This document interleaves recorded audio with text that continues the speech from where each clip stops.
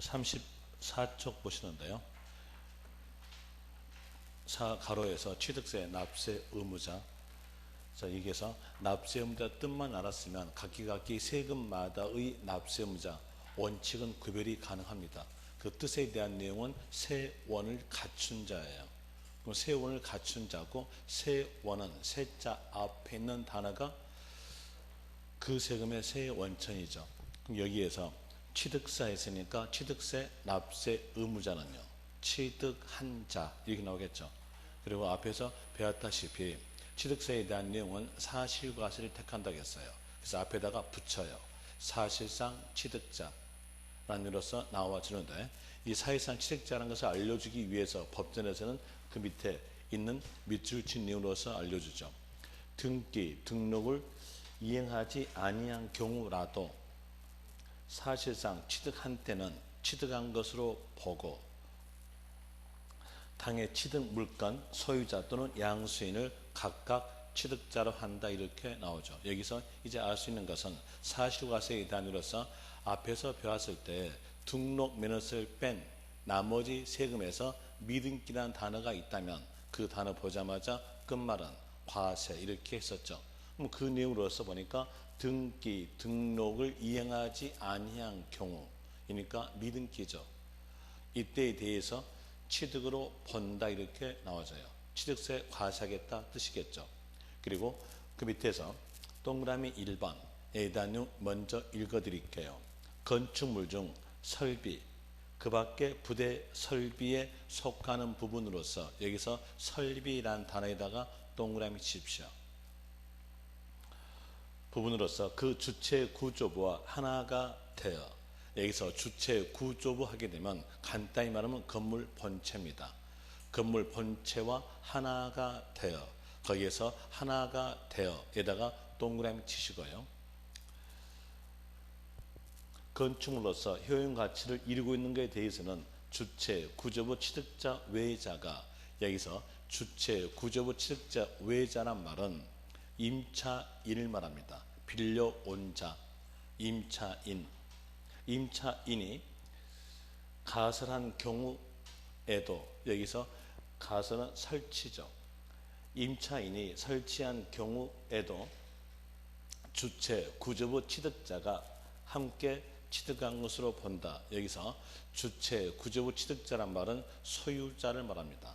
소유자가 함께 취득한 것으로 본다 이렇게 되는데, 여기에서 한 문장으로서 포인트 되는 것은 설비 이 단어 나오고 하나가 되어 이 단어가 있다면 맞바로 끝말 가세요. 끝말에서는 주체 구조부 취득자가 납세 의무자 됩니다. 만약에 문장에서 설비 이 말 나오고 하나가 되어 이 말이 있는데 뒤에서 주체 구조부 취득자란 말이 없으면 그 문장은 틀린 겁니다. 이제 예습했으니까 설명드리면은요, 이렇게 보죠. 여기서 대들보 있고요. 그리고 또 여기에 대해서 기둥이 있고 벽이 있고 지붕이 있다.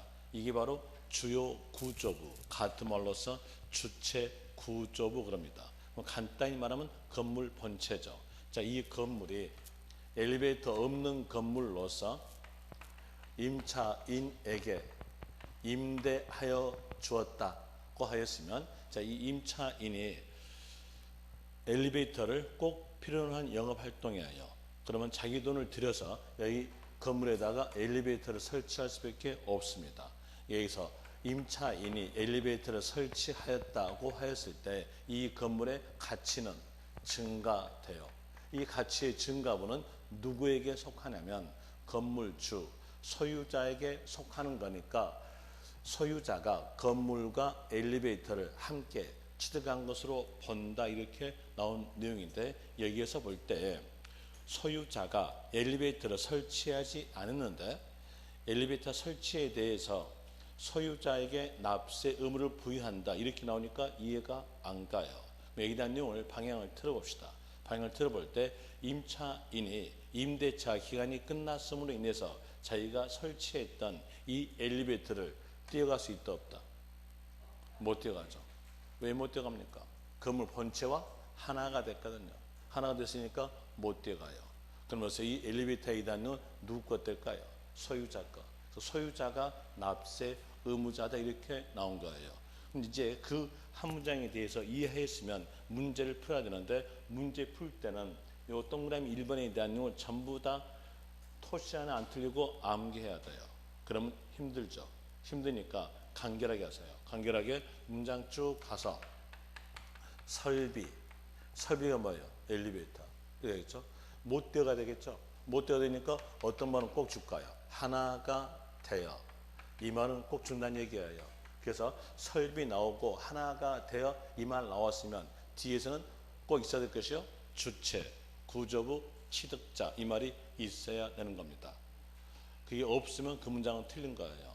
그런 일로서 하시면 될 것이고 그 다음에 2번에서 토지 지목 변경. 토지 지목 변경 됐으면 가치는 증가되죠. 이 가치 증가분은 소유자에게 기속되니까 납세 의무자는 소유자가 됩니다. 소유자가 납세 의무자 되고요. 그리고 또 임차인이 토지 지목 변경에 대해서 돈을 댔다 하더라도 소유자가 납세 의무자예요.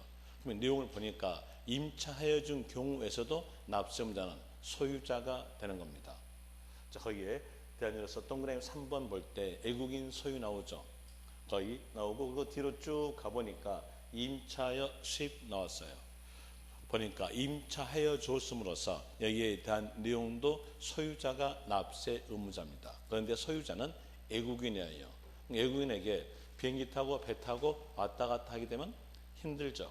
이때에 대해서 소유자가 납세 의무를 지우는 겁니다. 이제 문장 쭉 가볼 때 애국인 소유 이 말 나오고 뒤에서 임차하여 수입 이 말 나왔으면 납세 의무자는 수입자 됩니다.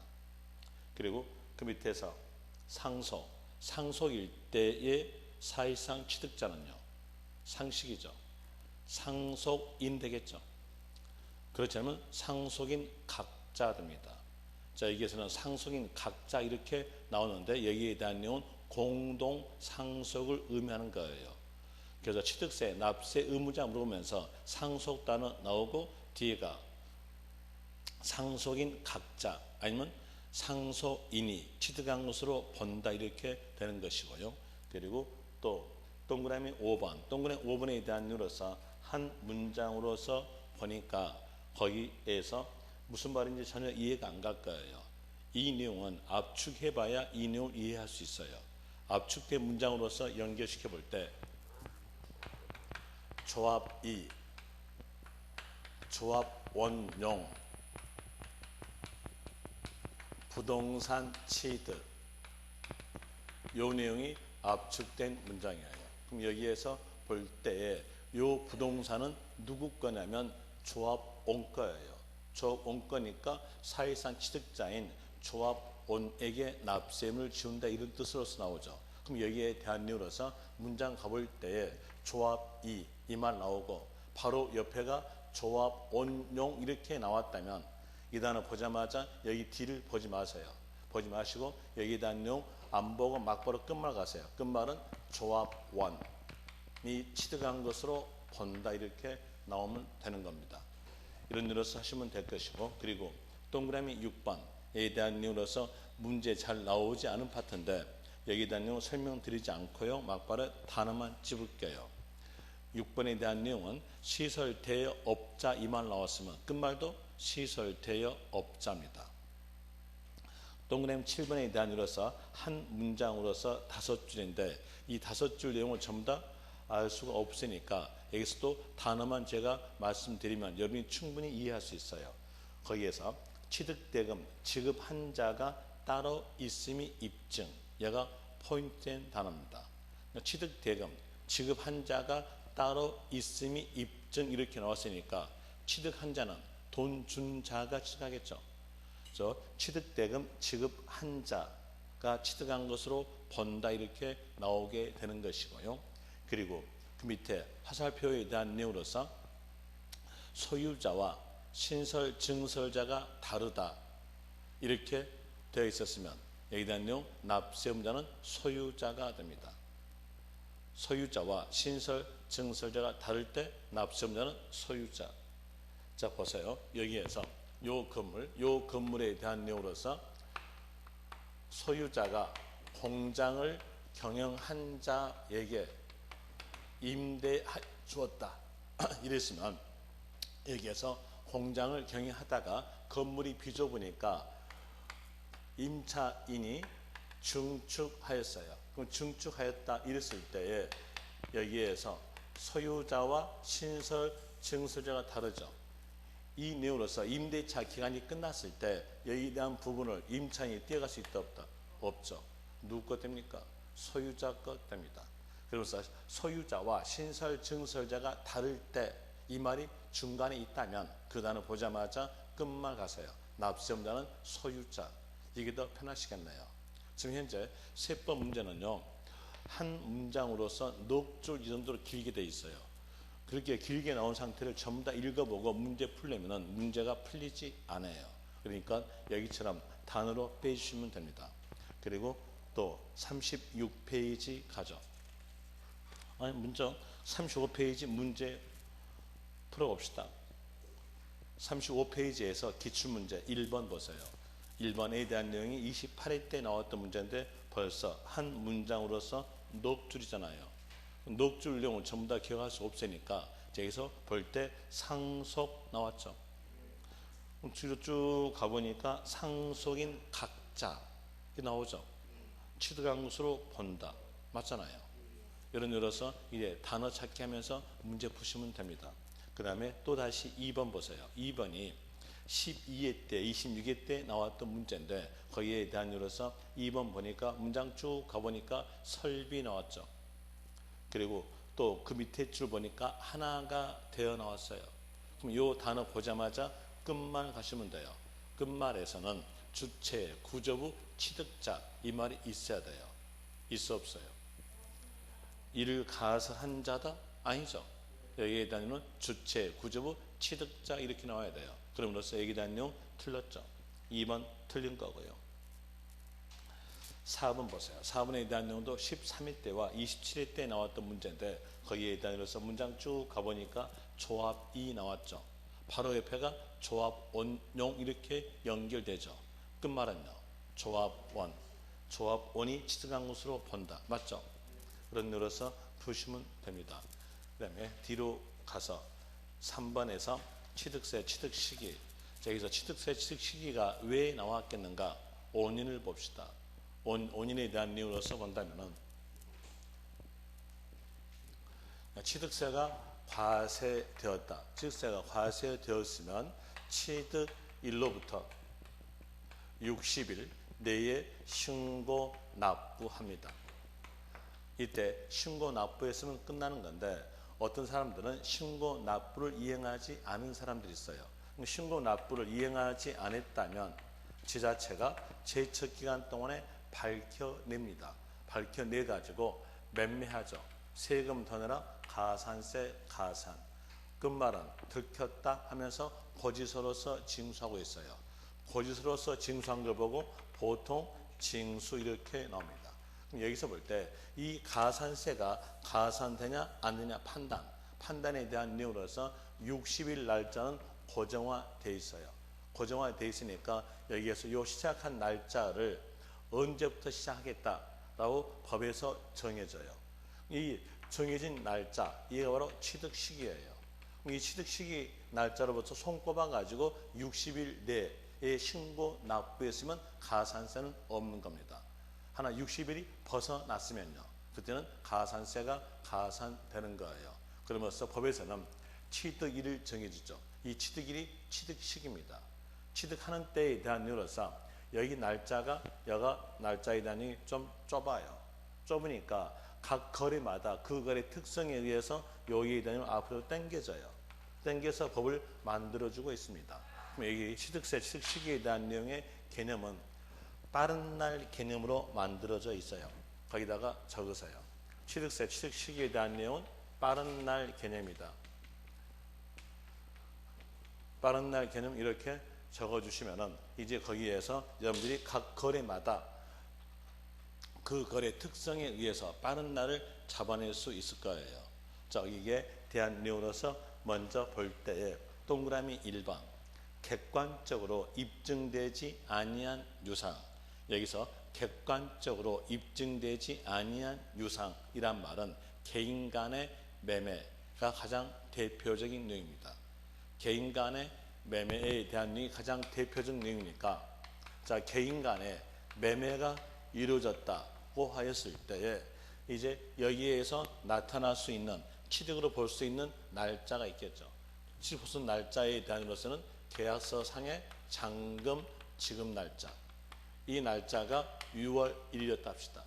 그 6월 1일 날짜에서 실질적으로 잔금을 줬으면 이건 문제가 없어요. 그런데 어떤 사람들은 계약상 잔금 지급 날짜에서 잔금을 주지 않고 실질적으로 잔금을 지급했던 날짜는 7월 15일이었다. 이리 됐으면 여기가 이제 문제입니다. 여기 문제를 해결하기 위해서 법이 나온 거예요.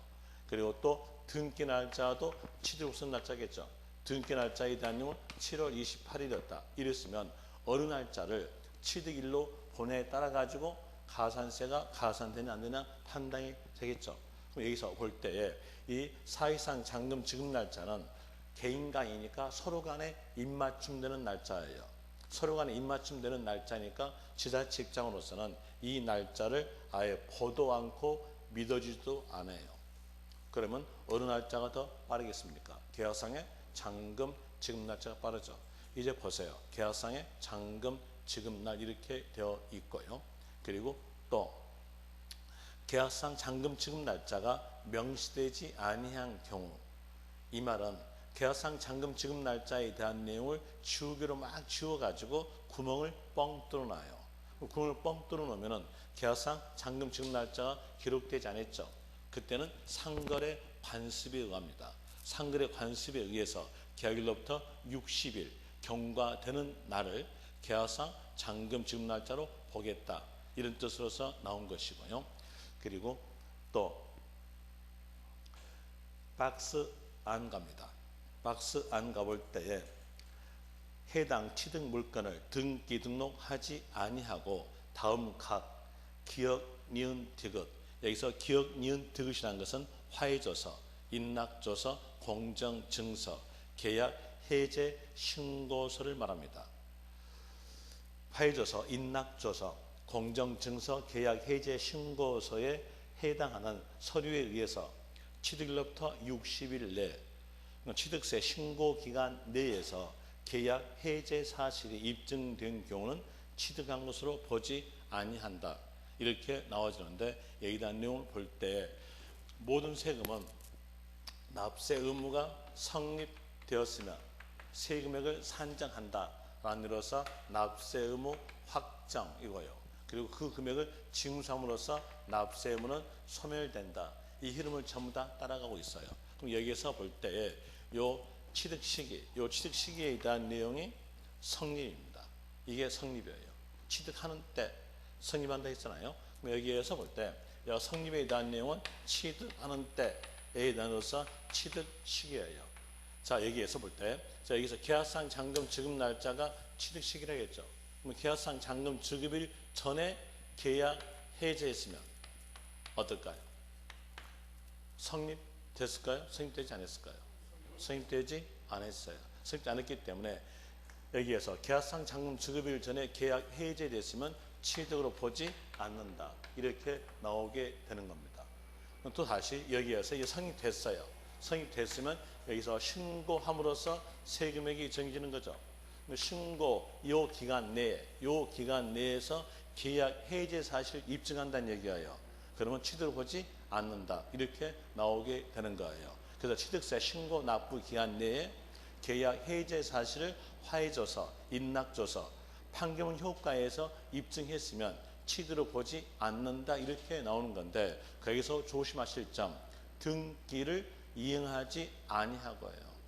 만약에 등기를 이행했다면 화해조서, 인락조서에 의해서 계약 해지를 입증할 수가 없어요. 등기된 거니까요. 그럼 여기에 대한 내용으로서 조심하실 점이 바로 등기되어 있다면 그때는 취득으로 봅니다.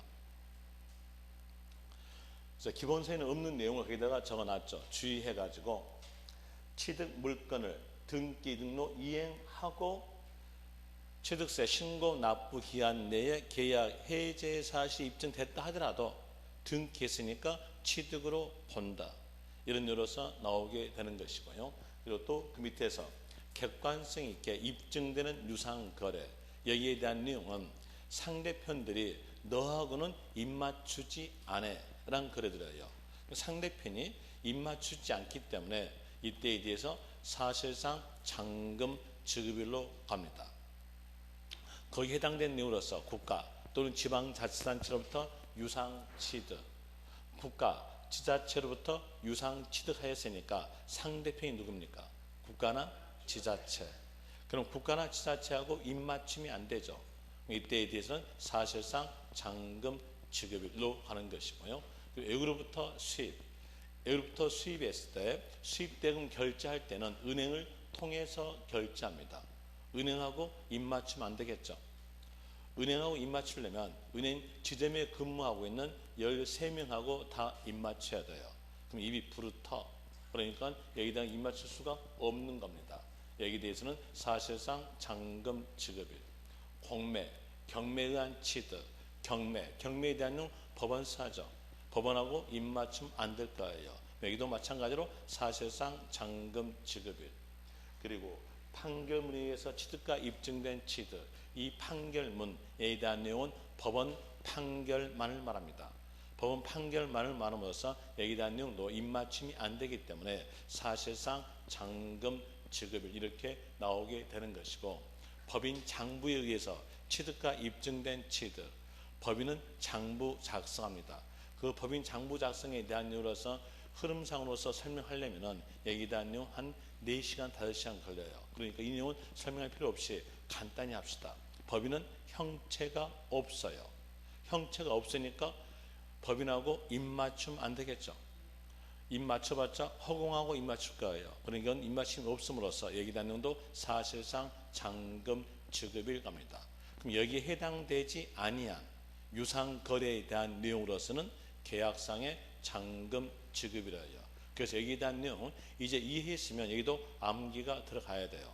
암기 들어갈 때 이렇게라도 외우시면 됩니다. 첫 글자로서 그냥 외우세요. 국, 외, 공, 판법 이렇게 외우시면 됩니다. 국, 외, 공, 판법 이렇게 외우는 것은 왜 그러냐면요. 여러분 시험은 법전 내용 그대로 나와요. 법전 내용 그대로 나오니까 첫 글자 그대로 외운 게 더 낫습니다. 그래서 국, 외, 공, 판법 이렇게 외워두고 첫 글자가 국, 외, 공, 판법에 해당되지 아니한 첫 글자에 대한 내용으로서는 계약상의 잔금 지급일 이렇게 하시면 됩니다. 예를 들어서 부동산 거래 신고 법률에 의해서 신고서 제출하고 검증이 이루어진 취득 이렇게 나왔으면요. 그에 대한 첫 글자가 부죠. 부니까 국외 판공법에 해당되지 않았음으로써 그 거래는 계약상의 잔금 지급일 이렇게 될 것이고요. 그리고 그 밑에서 연부취득, 연부취득의 뜻에 대한 내용이 법전에서 적어져요. 법전에서 용어 해설에 대한 내용으로서 적어지는데 그 용어 해설은 한꺼번에 지급할 수 없는 금액을 2년 이상 일정액씩 분할 지급된다 이렇게 적어집니다. 그런데 여러분이 시험에서는 2년 이상이라는 숫자는 맞게 적어져요. 맞게 적어지니까 그렇게 하지 마시고요. 이렇게 하세요. 여기서 연자가 해년마다 연이에요. 해년마다 연이니까 연 단위로 돈 준 경우다라고 하시면 돼요. 연 단위로 돈 준 경우다라고 생각하면서 이제 여기에서 이렇게 봅시다. 이때 시점에서 매년 말 2년간 10억씩 지급하기로 하다. 이랬으면 어떨까요? 연 단위로 돈 주죠. 뭘까요? 연부입니다. 연부로 됐음으로써 1년 말일 때 10억 주고 또 1년 말일 때 10억 줘요. 그리고 완부를 했으니까 완부를 했던 시점에서 소유권이 넘겨받습니다. 자, 여기에서 소유권 개념으로서 법을 만들어냈으면 이때는 연부금 완납일 되는 거예요. 그런데 취득세 취득 시기에 대한 내용은 그 거래 특성에 의해서 빠른 날로 잡아졌어요. 빠른 날로 잡아졌으니까 빠른 날은 여가 빠르죠. 여가 빠름으로써 이때에 대해서 10억을 지급했음으로써 10억만큼 취득이다.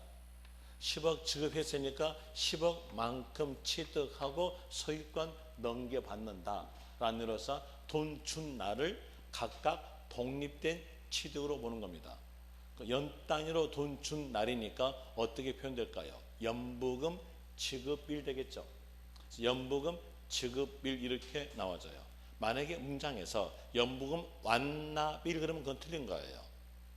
연부금 지급일이다. 연부금 지급일로서 돈 준 만큼 취득이다. 각각 독립된 취득을 말합니다. 그 다음에 그 밑에서 무상 밑에다가 적으세요. 증여라고 적으세요. 이 무상에 대한 내용은 증여를 말합니다. 그러니까 증여를 말한 거니까 이제 증여에 대한 일로서 취득 경위를 보죠. 취득 경위에 대한 일로서 맨 처음에 주겠다고 약조한 날 있고요. 그리고 인도 받은 날 있고 등기한 날짜 있어요. 요 세 날짜 중에서 어디가 빠를까요? 주겠다고 약조한 날짜가 빠르겠죠. 그러니까 계약일로 갑니다. 계약일 되는 거고요. 그리고 상속이었으면요. 어디가 빠를까요? 돌아가신 날짜가 빠르죠. 돌아가신 날짜를 좀 더 고상한 말로 하니까 상속 개시일 이렇게 나오게 되는 것이고요. 네, 그 옆 페이지에서 동그라미 6번 건축물을 건축 또는 개수하여 취득. 여기서 볼 때 건축 앞에가 허가, 무허가 이 말이 없죠. 이 말이 없다는 것은 허가와 무허가를 다 포함시켜 가지고 그 중에 빠른 날로 한다는 뜻입니다. 그럼 여기에서 먼저 허가 받고 신축하다부터 해볼 때 허가 받고 신축하였으면 사용하라 합니다. 사용하라 하니까 사용 승인서 내주는 날 나오는 거예요. 다시 허가받지 아니하고 신축하다고 하였으면 사용하라 이 말은 나올 수가 없어요. 왜? 허가받지 않았으니까. 그러면서 같은 뜻의 단어가 나와야 돼요. 사실상 사용일로 나옵니다. 그러면 그 두 날짜 중에서 날짜 빠른 날짜 이제 완결된 내용으로서는 사용 승인서 내주는 날과 사실상 사용일 중 빠른 날 이렇게 나오게 되는 것이고요. 그리고 또 그 밑에서 볼 때 환지 처분 나와요. 여러분들이 앞에서 양도소득세 배울 때에 환지 처분에 대한 내용은 소유권 이전으로 보지 않기 때문에 양도가 아니다겠어요. 그랬으면 상대편의 입장으로서는 소유권 취득이 아니겠죠. 그럼 이게 왜 취득세에서 나왔겠는가로 볼 때 이 내용은 증한지의 의미예요. 거기다가 적으시면 되겠죠. 취득세는 재산 증가력에 대해서 과세하는 거니까 이 환지 처분은 증환지의 의미예요. 증환지니까 공법 가봐야죠. 공법 가볼 때에 증환지에 대한 내용은 다음 날입니다. 공고일의 다음 날. 그리고 세법에 대한 내용은 사시효과세니까 사실상 사용일이에요. 공법도 공개념이고 세법도 공개념입니다. 그러면 양 공개념에서 둘 중에 어느 날짜? 빠른 날짜. 여기에서 환지 처분 이 말 나왔으면 이 단어 보자마자 끝말 가세요. 끝말에서는 다음 날과 사실상 사용일 중 빠른 날 이렇게 아시면 될 것이고요. 그리고 또 동그라미 7번 봅시다. 또 7번에서 주택법 옆에 있는 내용 읽어드릴게요. 주택조합이 주택 건설 사업을 하면서 조합원으로부터 취득하는 토지 중 조합원에게 기속되지 아니한 토지를 취득하는 경우 이렇게 나와지고요. 다시 그 밑에서 주거환경정비법 그 옆에 있는 내용 읽어드릴게요. 주택 재건축 조합이 주택 재건축 사업을 하면서 조합원으로부터 취득한 토지 중 조합원에게 기속되지 아니한 토지를 취득하는 경우 어때요? 요 두 개가 다 같죠. 같으니까 여기다가 포인트를 잡지 마세요. 거기다가 포인트를 잡았다면 이제 여러분들은 이게 계속 혼동됩니다. 그 혼동된 걸 막기 위해서 거기다가 포인트를 잡지 마시고, 포인트 잡는 것은 주택법이라는 단어에다가 포인트를 잡으세요. 주택법. 모든 법률은 법자 앞에 있는 단어가 그 법의 목적입니다. 여기서 주택법 하였으니까 이 주택법의 목적은요, 주거 목적 되겠죠. 주거 목적에 대한 이유는 산다는 거예요. 언제 살까요? 사용 검사 받은 날 살거든요. 그럼 여기에 대한 주택법 이 단어 보자마자 여기 중간 보지 마세요. 보지 말고 막바로 끝말 가세요. 끝말에서는 사용 검사 받은 날에서 사는 거니까 사용 검사 받은 날로 이렇게 가시면 됩니다. 그 다음에 또 다시 주거 환경 정비법. 자, 주거 환경 정비법에 단위로서 살펴볼 때에 여기 환경 정비에 대한 내용이죠. 자, 환경 정비는 언제 할까요? 자, 이 법의 목적은 환경 정비에 대한 내용인데, 환경 정비는 고시한 날 환경 정비할까요? 고시하고 난 다음 날에 살까요? 다음 날이겠죠. 그럼 여기에서 이제 아는 것은 환경정비법 이렇게 나왔을 때 여기 중간 단어 보지 마세요. 보지 말고 막바로 끝말 가세요. 끝말은 다음 날 이러면 돼요. 다음 날이 없으면 틀려요. 또 다시 사용검사 받은 날이 주택법이 나왔을 때 없으면요, 틀려요. 이렇게 하는 것이 더 편하겠죠. 그 한 문장에 대한 눌러서 문장에서 넉 줄, 5줄이에요. 그 내용을 전부 다 읽어보고 문제를 풀려면 잘못하다가 그 문장에 의해 가지고 자기 혼자 머릿속에서 시나리오 그리면서 틀리게 되는 경우가 있어요. 그걸 막기 위해서 단어만 집어드린 겁니다. 그 두 단어로서 아시면 될 것이고, 그 다음에 8번. 8번에서 매립 간척. 매립 간척에 대한 내용은 공유수면 매립이죠. 자, 공유수면 매립일 때 준공 날짜와 등기 날짜와 어디가 빠른 게 당연할까요? 준공 날짜가 빠른 게 당연하죠. 그러면서 준공 인가일 됩니다. 그리고 준공 인가일 전에 사실상 사용하였으면요, 사실상 사용일로 될 것이고, 또 준공 인가일 전에 임시 사용 승낙 받았으면 임시 사용 승낙일 이렇게 나오게 되는 거죠. 그리고 그 밑에서 동그라미 10번 토지의 지목 변경. 자, 여기에서 여러분이 공법에서 배울 때 형질 변경 배웠죠. 형질 변경에 대한 내용은 공부상으로 갑니다. 그리고 세법에 대한 내용은 사실과세니까 사실상으로 갑니다.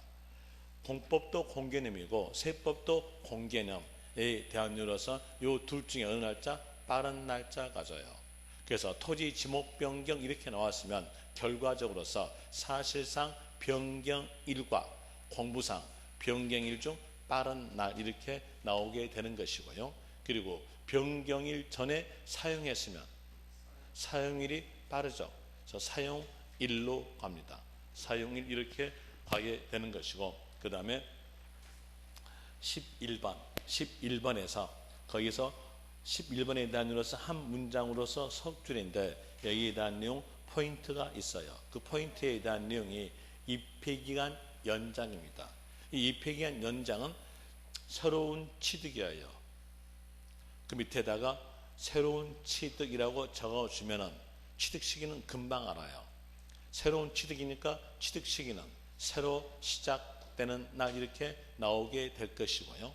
그 다음에 또 12번에서 재산 분할. 여러분들이 앞에서 배울 때 재산 분할에 대한 내용은 소유권 등기로서 과세한다겠어요. 소유권 등기에 대해서 과세한다겠으니까 취득 시기는요, 당연히 등기일 되겠죠. 등기일 이렇게 나오게 되는 겁니다. 이제 여기에 대해서 정리해 주면은요, 취득세 취득 시기에 대한 이유로서는 빠른 날 개념이다. 그러면서 첫 글자가 국외공판법에 해당이 되었으면 사실상 잔금 지급일. 첫 글자가 국외판공법에 해당되지 아니한 유상거래는 계약상의 잔금 지급일. 계약상 잔금 지급일 전에 등기했으면 등기일로서 하는 것이고요. 그리고 또 등기를 이행하지 아니하고 화해져서 인락져서 공정증서에 의해서 취득세 신고 기간인 취득일로부터 60일 내에 계약 해제 사실 입증하였으면 그때는 취득으로 보지 아니한다. 조심하실 점은 취득세 신고 기간 내에 계약 해제이고 등기를 이행하지 아니한 경우입니다. 그 내용을 조심하시면 될 것이고, 그리고 연부 취득 나왔으면 연 단위로 돈 준다 라는 의미로서 빠른 날이니까 연 단위로 돈 준 날 연부금 지급일로 되는 것이고요. 그리고 또 무상, 증여 이 말 나왔으면 계약일, 상속이었으면 상속 개시일, 건축물을 건축하여 취득 아니면 개수하여 취득 이렇게 나왔으면 사용 승인서 내주는 날과 사실상 사용일 중 빠른 날로 되고, 문장을 쭉 가볼 때 문장에서 환지, 처분 이 단어 있으면 그 단어 보자마자 양도소득세 문제였으면 양도가 아니다. 취득세에서 문제로서 취득 시기로서 나왔으면 그때는 증환지 뜻에 대한 내용이니까 다음 날과 사실상 사용일 중 빠른 날 하는 것이고요. 주택법 나왔으면 문장 끝에서는 사용검사 받은 날, 정비법, 환경정비법 나왔으면 그때는 끝에서는요 다음 날로서 하는 것이고, 매립간척 나왔으면 준공인가일로 되고요.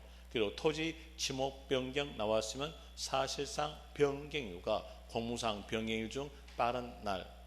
뒷페이지로 넘어가셔서 입회기간 연장 나왔으면 새로 시작되는 날, 재산 분할은 등기일로 갑니다. 그럼 여기다 열어서 간결하게 문제 풀어드리면은 38쪽에서 문제 1번 28회 때 나왔던 문제예요. 문제 보니까 벌써 어때요? 한 문제가 한 18줄, 19줄 되죠. 엄청나게 지문 길어요. 지문 기니까 이제 여기에서 문제의 포인트를 먼저 잡으셔야 돼요. 거기에서 지방세법 취득 시기 이렇게 나왔으니까 이건 취득세 취득 시기를 물어본 겁니다. 취득세 취득 시기 틀린 것 돼 있어요. 거기에서 1번 보니까 연부 나왔죠. 연부 나왔으니까 이때는요 연부금 지급일 맞죠?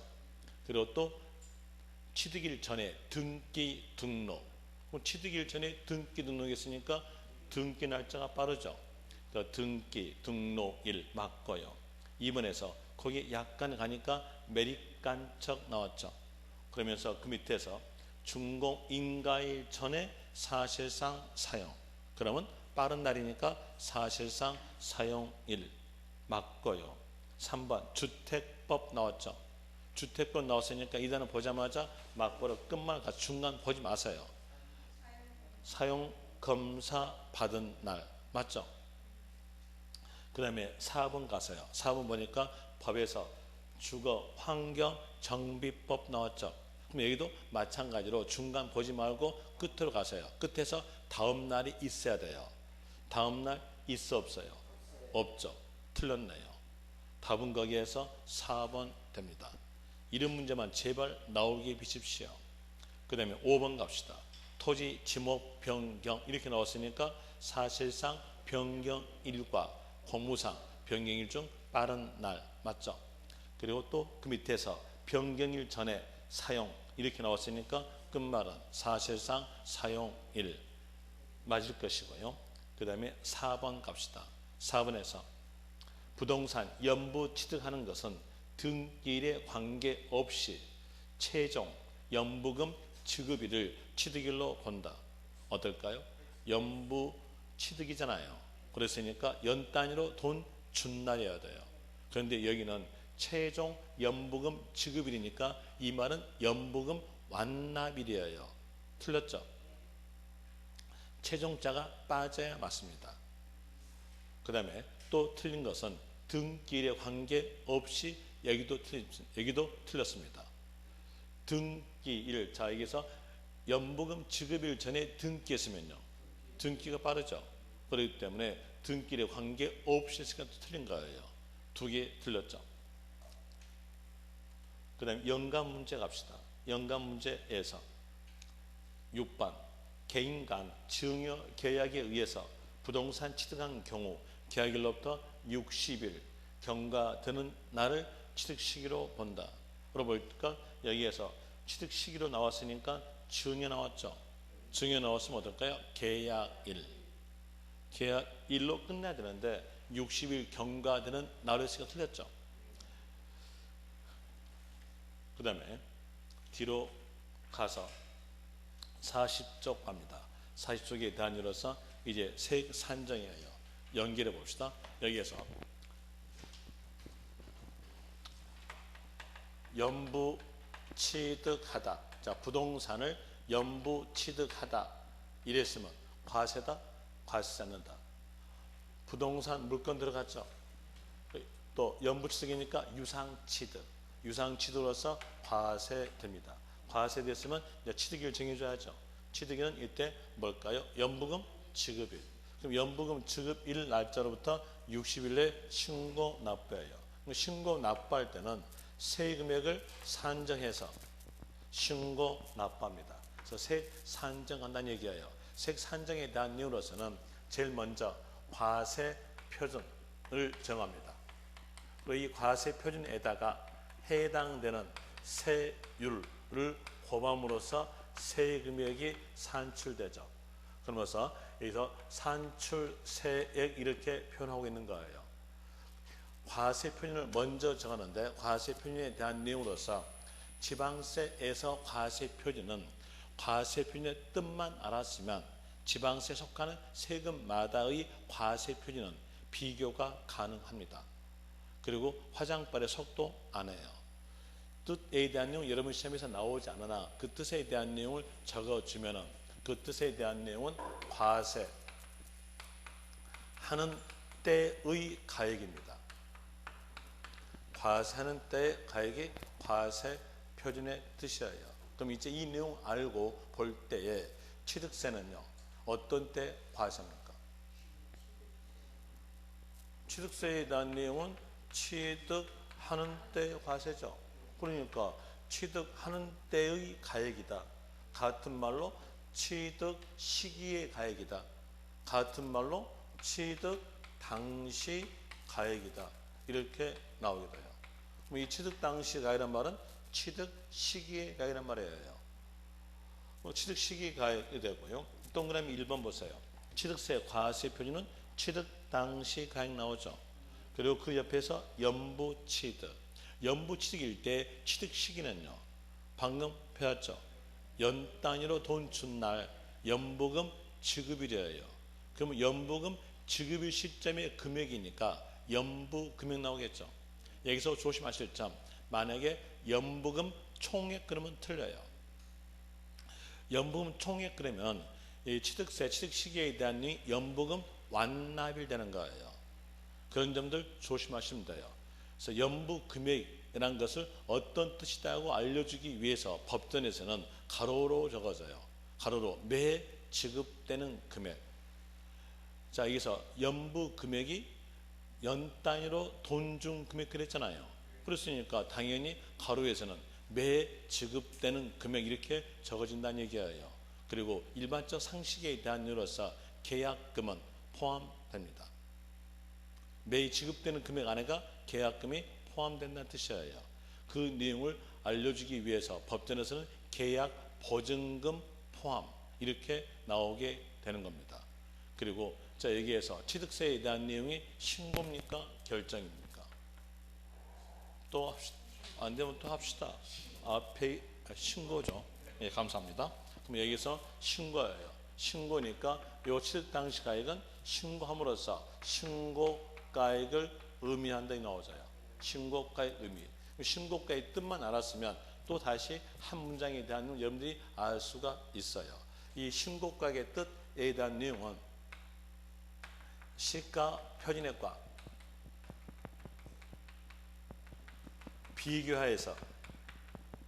비교하여 큰 가액이다. 이 내용이 바로 신고가액의 뜻이에요.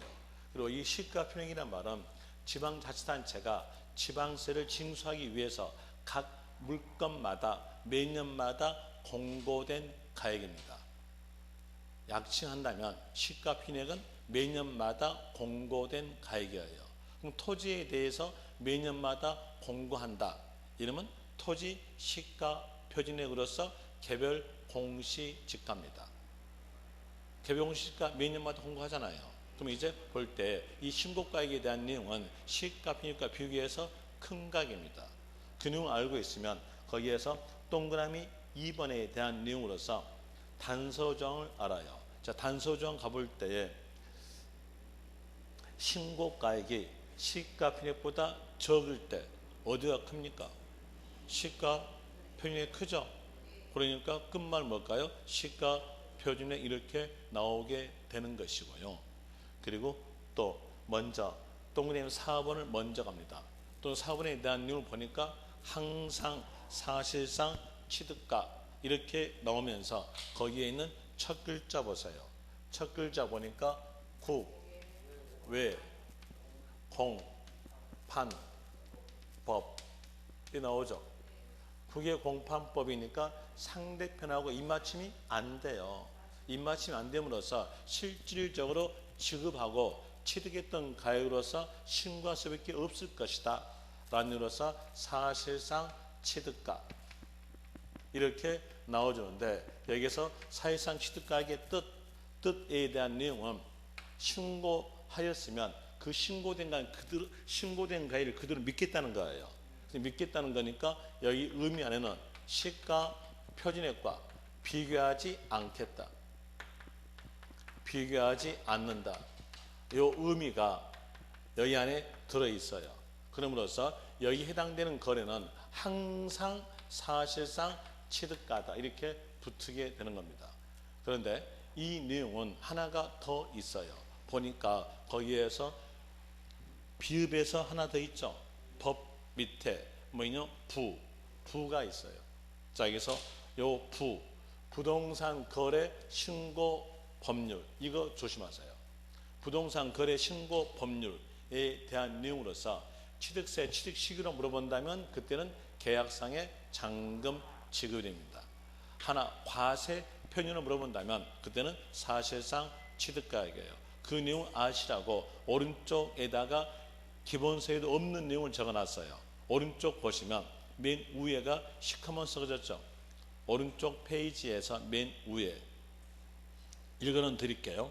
부동산 거래 신고 법률에 의해서 신고서 제출하고 검증이 이루어진 취득에 대한 내용으로서 문제상 취득 시기이면 계약상의 잔금 지급일, 과세 표준으로서 물어봤다면 사실상 취득가 이렇게 답하면 되는데, 여기에 대한 내용 설명드릴게요. 10분 쉬었답니다.